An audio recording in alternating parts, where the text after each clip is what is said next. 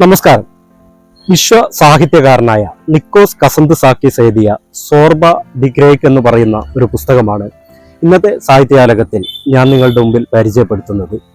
1946 ഇറങ്ങിയ സോർബ 1964 സിനിമയായിട്ടുള്ള ഒരു നോവലും കൂടെയാണ്.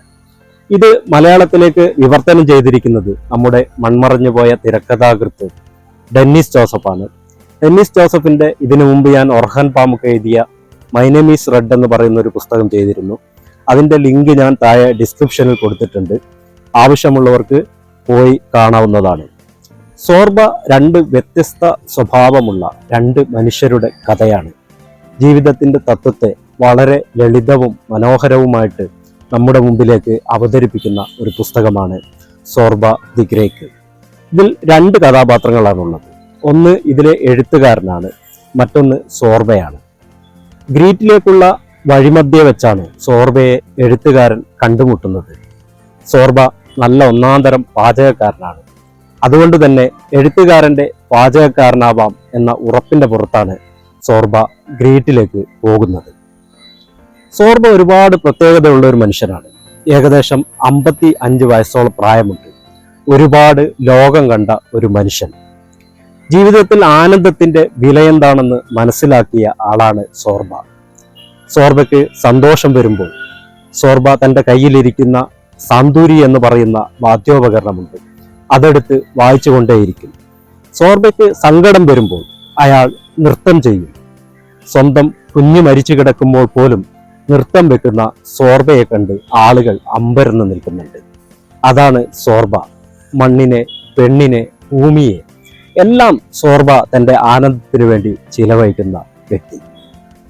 സോർബ യുദ്ധങ്ങളിൽ പങ്കെടുത്തിട്ടുണ്ട്. ഒരുപാട് യുദ്ധങ്ങളിൽ പങ്കെടുത്ത് തിരിച്ചു വന്ന ആളാണ്. യുദ്ധത്തിന്റെ നഷ്ടമാർക്കാണെന്ന തിരിച്ചറിവുണ്ടായി യുദ്ധത്തിൽ നിന്നും തിരിച്ചു വന്ന വ്യക്തി. സോർബ ഇങ്ങനെയൊക്കെയാണെങ്കിൽ ഇതിലെ രണ്ടാമത്തെ കഥാപാത്രം എഴുത്തുകാരനാണ്. എഴുത്തുകാരൻ മടിയനാണ്. അയാൾ പുസ്തകങ്ങളിലൂടെ ലോകം കണ്ട മനുഷ്യരാണ്. ബുദ്ധന്റെ പുസ്തകങ്ങൾ വായിക്കുന്ന, ബുദ്ധന്റെ ആധ്യാത്മികത ഇഷ്ടപ്പെടുന്ന ഒരു മനുഷ്യൻ. അയാൾക്ക് സങ്കടം വരുമ്പോൾ പൊട്ടി പൊട്ടി കരയുകയും സന്തോഷം വരുമ്പോൾ പുസ്തകങ്ങളിൽ അഭയം പ്രാപിക്കുകയും ചെയ്യും. അതാണ് എഴുത്തുകാരൻ. ആ എഴുത്തുകാരന് ജീവിതത്തിന്റെ തത്വത്തെ സോർബ പറഞ്ഞ് മനസ്സിലാക്കി കൊടുക്കുകയാണ്. ബോസ്, നിങ്ങൾ ഇങ്ങനെയല്ല ജീവിക്കേണ്ടത്, ഇങ്ങനെയാണ് ജീവിക്കേണ്ടത് എന്ന് പറഞ്ഞ് മനസ്സിലാക്കി കൊടുക്കുകയാണ്. നമ്മളൊക്കെ സ്ഥലം കൊണ്ടും കാലം കൊണ്ടും സങ്കുചിതമായ ഇടങ്ങളിൽ ജീവിച്ച്, സങ്കുചിതമായ ഇടങ്ങളിൽ ജോലി ചെയ്ത് 60 70 വയസ്സ് വരെ മാത്രം ജീവിച്ച് മരിച്ചു പോകുന്ന മനുഷ്യരാണ്.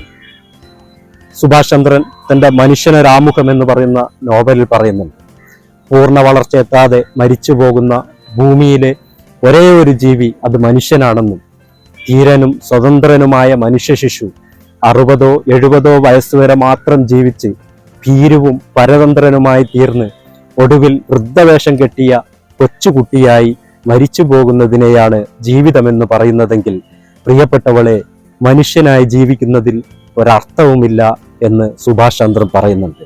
അതുപോലെയാണ് നിരാശ കലർന്ന ജീവിതത്തിന്റെ കോടാനുകോടി മനുഷ്യരുടെ ജീവിതത്തിന്റെ കഥാപാത്രമായിട്ടാണ് എഴുത്തുകാരൻ നമ്മുടെ മുമ്പിൽ വരുന്നത്.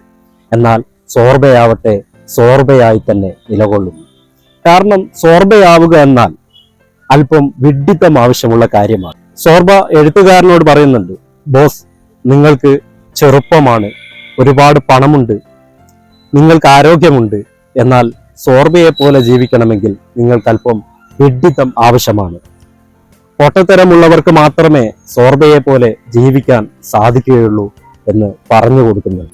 ദൈവം മനുഷ്യനെ ഉണ്ടാക്കിയതിനെ കുറിച്ചും സോർബയ്ക്ക് കാഴ്ചപ്പാടുകളുണ്ട്. തമാശ രൂപേണ സോർബ അത് പറയുന്നുമുണ്ട്. ഒരു ദിവസം ദൈവം നിരാശനായി ഉറക്കമുണർന്നു. ഞാനെന്തൊരു ചെകുത്താനാണ്. ദൈവമോർത്തു, എനിക്ക് കുന്തിരിക്കം പുകയ്ക്കാനും എന്നെ പിടിച്ച് സത്യമിടാനുമൊന്നും ഒറ്റ മനുഷ്യനുമില്ലെന്നും. കഷ്ടം തന്നെ. കുപ്പായത്തിന്റെ കൈമടക്കി കയറ്റി ദൈവം നിലത്തേക്കൊരു തുപ്പ്. എന്നിട്ട് ആ മണ്ണ് കുഴച്ച് മനുഷ്യനെ ഉണ്ടാക്കി വെയിലത്ത് ഉണക്കാനിട്ടു. 7 ദിവസം കഴിഞ്ഞ് പുറത്തെടുത്ത് നോക്കിയപ്പോൾ സാധനം നല്ല പരുവത്തിലായിട്ടുണ്ട്. ദൈവത്തിന് ചിരി വന്നു. ചിരിച്ച് ചിരിച്ച് ദൈവത്തിന്റെ വയറ് പോയി.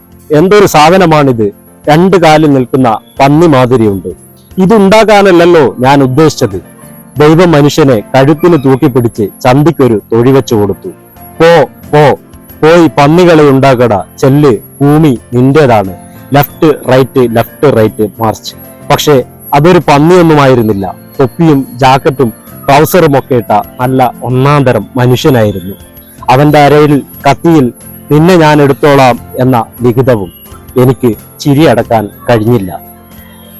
അക്ഷരങ്ങൾ കൂട്ടി വായിക്കാൻ അറിയാവുന്ന ഏതൊരു മനുഷ്യനും ജീവിതത്തിൽ ഒരിക്കലെങ്കിലും വായിച്ചിരിക്കേണ്ട ഒരു പുസ്തകമാണ് നിക്കോസ് കസന്തസാക്കീസിന്റെ സോർബ ദി ഗ്രേക്ക്. എല്ലാവരും വായിക്കുമെന്ന പ്രതീക്ഷയോടെ പുതിയൊരു വീഡിയോയുമായി വീണ്ടും കാണാം. നന്ദി, നമസ്കാരം.